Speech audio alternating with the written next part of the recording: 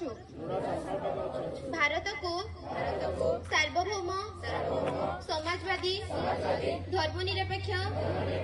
गणतांत्रिक साधारण राष्ट्र भावे गठन करिबु एवं एहार समस्त नागरिकों को न्याय सामाजिक आर्थिक एवं राजनैतिक स्वाधीनता चिंता अभिव्यक्ति विश्वास एवं उपासना समता स्थिति व प्रतिष्ठा एवं सुजोग